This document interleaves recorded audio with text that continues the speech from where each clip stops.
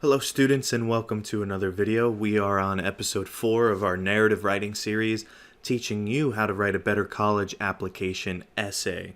So today we are going to look at how to end your essay memorably. In the last video we looked at starting strong. Now we're going to look at ending strong. So my two biggest pieces of advice to give you for your conclusions is to have some type of reflective end. Actually reflect on the things that you've talked about.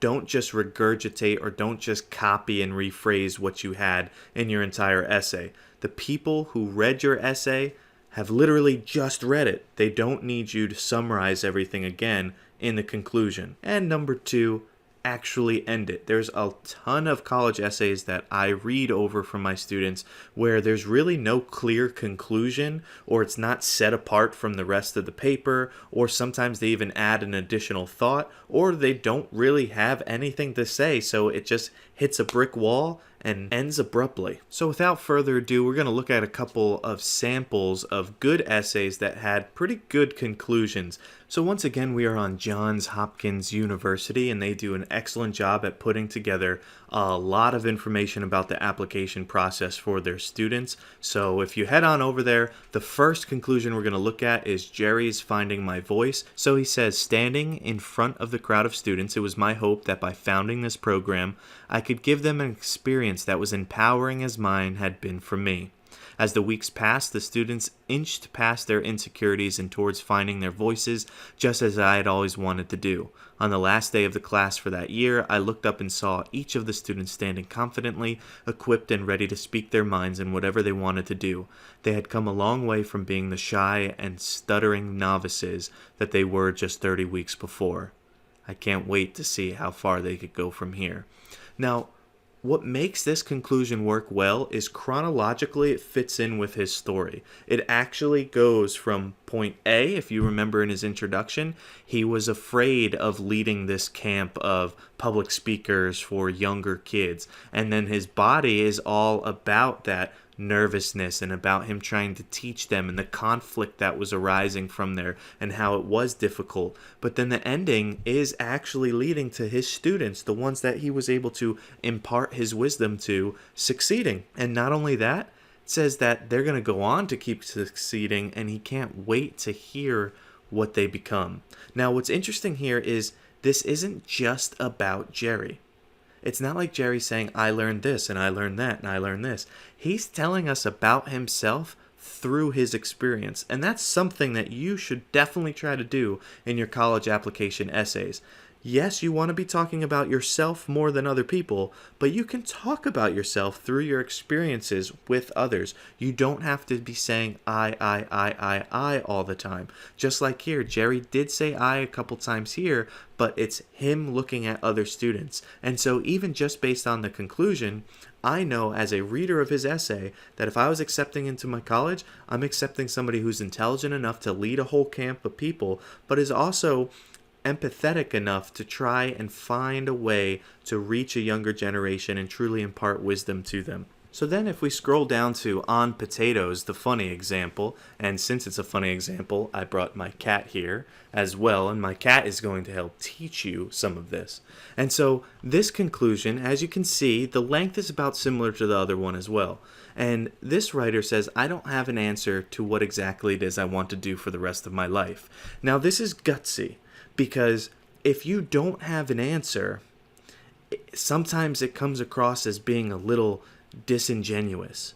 But this is actually going to work well because she's being honest, and we know her writing style at this time is somewhat humorous and is also deeply reflective. She's not just saying, I don't know what I want to do for the rest of my life and oh well. She's actually reflecting on this honestly. So if you can do that, it is fine to not have all the answers in your life. They don't expect you to. You guys are still young. You guys are still maturing. And part of the college process is to teach you about what you want to do for the rest of your life. But even if you don't have all of the answers, you need to come across as if you're at least thinking about it. You can't just end your essay with, I learned this lesson and I don't really know where to go from here. But she ends it with, I don't have an answer to what it is exactly I want to do for the rest of my life. I love English and political science, but I've yet to find such an all-encompassing response as potatoes. What I've realized, though, is that I don't have to sacrifice all for one. From each of my interests, I learn things that contribute to who I am and shape how I see the world. Eventually, I will focus my path, and when I do have an answer, I will go forth with the knowledge I've gathered from each of my varied interests, and I will never stop learning. So she ends definitively with a very strong statement of her saying, I'm never going to stop learning. And even though I don't know exactly what's in store for the rest of my life, even though I don't know exactly what I might even want to study in college yet, I know that it's not necessarily a bad thing. This is telling me that she is very reflective, and although she does seem a little anxious about not knowing what she wants to do, it's an honest emotion to have for a high school senior not knowing what they want to do for the rest of their life. So not only is she honest, but she's showing just how thoughtful and reflective she is of this issue of comparing her interests to potatoes and saying nothing really's trumped potatoes yet, but she's never going to stop learning. Now, if we move down to the rock climbing example, he says patience, collaboration, and determination are all needed when climbing a wall, like in any field of research. I no longer say I can't do something, instead approaching challenges with the utmost confidence. If one plan falls short, I reassess and approach the wall from another angle. I am comfortable making decisions even when I don't know what the outcome may be. Through this life-changing sport, I have strengthened not only my body but also my mind, learning the beauty of problem solving. Now, quite honestly, for me, in my personal opinion, this is the weaker of the three conclusions because it's a little bit more stereotypical, and it's what I see a lot of students writing, starting off with a list of things that they learned.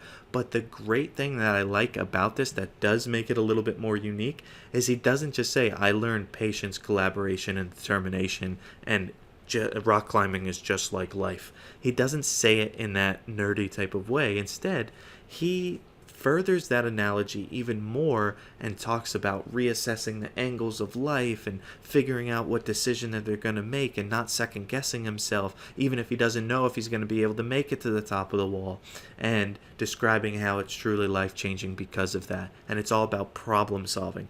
That's very unique. What isn't unique is if he just said patience, collaboration, and determination are what I learned through rock climbing, and it's also applicable to life. That says absolutely nothing. But him taking that idea and saying, you know what, rock climbing has really taught me a lot about problem solving, and just like in rock climbing, when you have to solve the different routes and the different ways of what you're going to do, life is going to be the same way. So what I appreciate in every single one of those examples is it does stand out. There is something uniquely to those students that make it seem as if they're being genuine, they're being creative, and they're trying to make their conclusions memorable. For the conclusion, you need to keep thinking, how can I make this memorable? How can I have my mic drop moment to where I leave the reader thinking about me? So we looked at some good examples, but I also want to take some time to show you a few things to avoid. So number one is starting off with your stereotypical in conclusion, right? This isn't that type of essay, and quite honestly, middle schoolers are still writing in conclusion.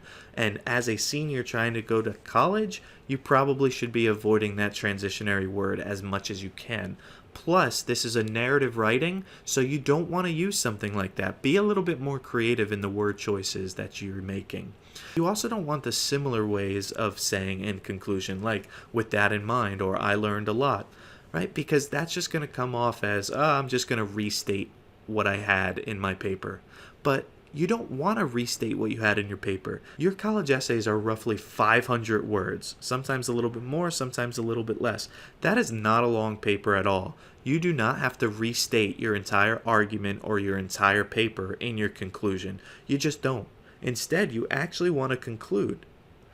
Restating what you've already said in your introduction or what you've already said in your body paragraphs does absolutely nothing for the reader. You do not need to insult their intelligence by reminding them of what you just said literally a minute ago. Now, this is one example of an actual college essay, and I get a lot that are like this, and I want to point out some things. Now, this is only 2 sentences of their full conclusion, but it was a lot of the same.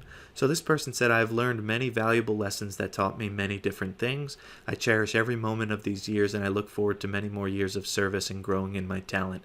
They wrote an essay about what's a talent that they like and how they use it to the betterment of others.